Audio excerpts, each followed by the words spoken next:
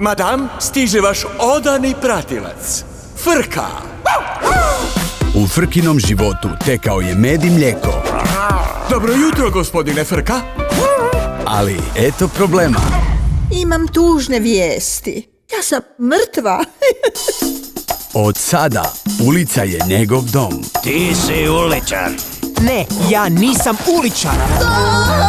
I ovdje nema svilene posteljine.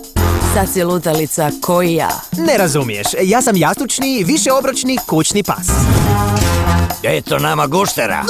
Što to radite? Smiri živce, može? Ovo je dio standardnog postupka. Moramo te pronjuškati. Odostraga. Ova cura ima velike snove. Želim biti pjevačica. Zar nemaš dom? Moram te povesti sa sobom.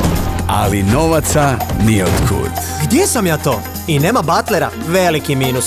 Cijela kuća u jednoj sobi. Mislim da me spasila sirotica. Oni su puni života, ali on će im stati na red.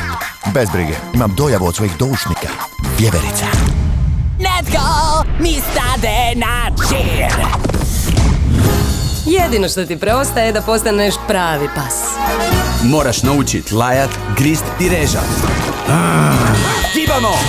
Ajde ekipa, moramo naći Frku, idemo! Stao si na pogrešan rep.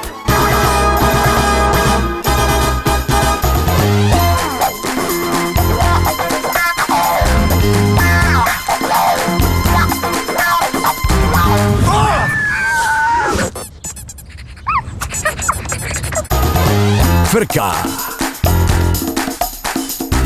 This is the story of a dog, you know, my little homeboy, but we call him Trouble.